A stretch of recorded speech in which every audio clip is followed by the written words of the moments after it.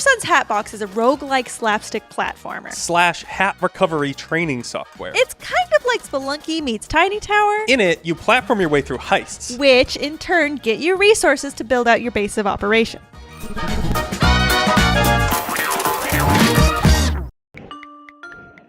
You run these heists where you're supposed to steal something in a level and get out, or kill someone in a level and get out, or kidnap someone and get out. And then in between those heists, you actually do more of a city builder, or what do you call these games? Yeah, like a resource management-y game. Kind of like Cult of the Lamb has like half roguelike, half a village builder. But I really like the two different types of play. It brings more people to the table, and it really encourages finding somebody to co-op with. You don't have to find somebody who only likes platforming. You can find somebody who likes base building, and you can talk them into playing with you, a platformer lover, because like, well, yeah, okay, we'll get through this level and then you can do some base building because I don't really care about that stuff as much. As compared to other roguelikes I've been playing recently, I felt like the mechanics weren't as tightly tuned. Like I didn't feel like pulled along to like, oh, what if I just did that next mission? What if I just did that next thing? I would often find myself either when I died being like, well, that's annoying, instead of being like, oh, let me get back in there.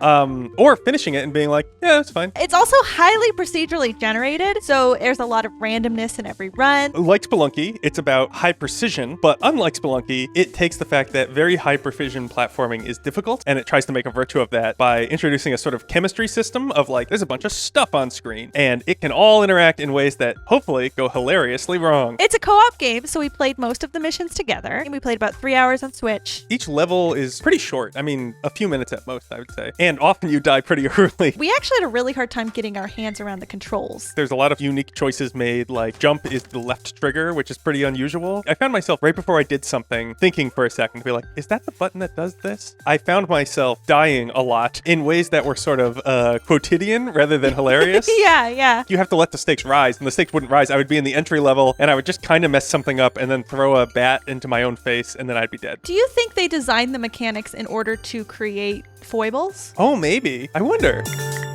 The story is Mr. Sun, who's a guy who's yellow and round, receives a delivery from Amazon, one letter short from Amazon. That package that gets delivered gets stolen by a guy who looks like a moon. Then the package guy says, don't worry, I'll save it. Fails to do so. And then comes back to Mr. Sun and says, don't worry, we're obsessed with customer service. And so we will build an entire spy base underneath your property and then do anything we have to get this hat back. So the game is broken up into stages of like hats. So instead of Bowser's Castle, you're going and you're getting this crown of wisdom or that crown of Discovery, I think was one. Or something. Once you get the first one, we got as far as the first one. We played it about 3 hours. We got 2. And then Mr. Sun was like, so it's been like 20 days. Are you guys going to get my package back or what? So it's funny that like they put the amount of time it's actually taken you in game. And I like to see that in the narrative. Yeah, and also Mr. Sun the whole time is saying, it's actually not that big a deal. And the service people are like, no, we shall get you your package. And then you're building out an entire underground base and continuing to level it up. Killing many people, actually. The narrative is really, really light. I almost wish they had put more time into really hammering home the sort of juxtaposition of like, this is supposed to be really a small deal, and then you've made it completely ridiculous and absurd. It's really, really dry and kind of subtle humor. Like each mission is randomly generated and doesn't necessarily help get the hat back. So it really goes to show like just how overzealous these service people are. That's funny to think of, but I didn't really even think about that right now when we were talking about it. You just kind of like, well, I guess that's the loop, and you play it. So I almost wish that they would hang a little more of that sort of dissonance on it. Like Mr. Sun would spend more time being like,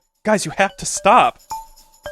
The aesthetic is very sort of 16-bit, kind of pixely. I'm a big sucker for pixel art, so I really loved that. And I thought the little guys were super cute, and I fell in love with many of them.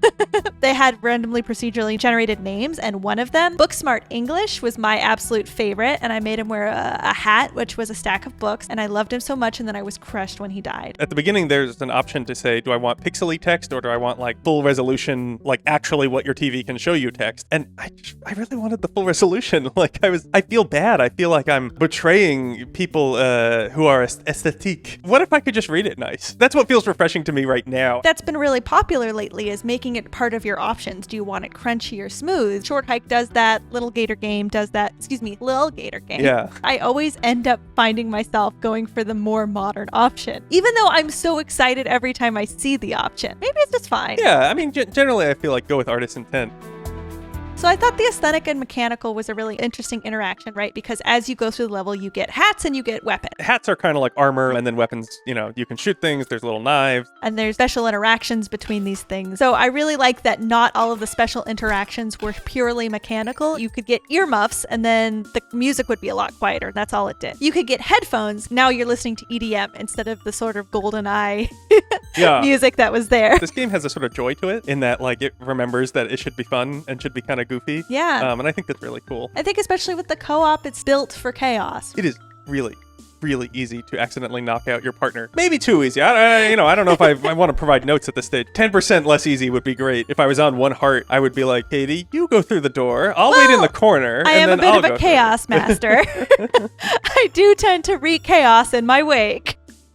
There's something about losing a person rather than losing a piece of equipment that is so much more devastating to me. Like when Booksmart English died. Yeah, well, they have names, which is they big. have names. They And you have level them up. traits. You level them up. The game wants you to sort of be role-playing as a sort of like supervisor or something. Like none of these people are you. You're not playing as them. You're giving them missions and then they go do it. You lose people so quick and life is so cheap in Mr. Sun's Hatbox. You're sort of encouraged to think of them as resources, but because they're named and stuff and there is sort of a leveling process that happens. And like, frankly, I wasn't that good at the game at first. Like every time someone leveled up and it got a little easier because they leveled up, I really treasured that. And then when they died, and they can die so easy. I was like, ugh. Well, okay, that's really disappointing. It's interesting that you talk about it as like, oh, you're playing from a supervisor's point of view, because it's almost like they are literal drones to you. I think it's possible to sort of add on a textual analysis, but, maybe not one that was intended. This company being so obsessed with customer service and like making sure the package gets delivered that they in fact sacrifice many lives, kill many people, and build a great big underground base. Everything that you do ends up feeling kind of hollow because Mr. Sun doesn't care. One of the things I realized that this game reminded me of is Scribblenauts. In Scribblenauts, you basically can write anything with a magic pen and then that item appears. And that's really cool, but like many of the levels in Scribblenauts can be beaten by writing jetpack, and then you have a jetpack. And it's amazing how much stuff they put in this game, like T-Rex, robot, on and on, Superman. And in the end, I sort of often felt like, yeah, but like, who cares? Like I, as the player, didn't feel super motivated to get the star because you didn't feel like you did anything new or special for it. Creativity needs constraint. But in Mr. Sun's Hatbox, I guess I also felt this sort of gap of like, well, but to what end? And then because they didn't hang on the narrative that much, and I don't know, I just didn't necessarily feel pulled. That sort of emptiness, it has a resonance because like Amazon expands like without real purpose for expanding. Why are we trying to get bigger? I don't know, because it's fun. Good for the stockholders, etc. It's what life does. It's our instinct as human. Just to expand forever. That's so dark. It bums me out. It doesn't lift me up. It's hard to imagine that's exactly the authorial intent. I don't know if it hits that hammer hard enough. I don't know. I think you can see that in the game. It's all kind of right there. I went to GDC, Game Development Conference, and I saw the folks who made Bugsnax talk there, and they were talking about their first game, Octodad, versus their second game, Bugsnax. And they said the first game had a lot of emergent comedy, they called it. It's funny to just be the silly octodadding around, right? They took a different approach with the comedy in Bugsnax, where they said it was systems-based comedy. So the way that the systems interact yield funny moments. And I saw a lot of that here in this game. And I think that's a really exciting trend.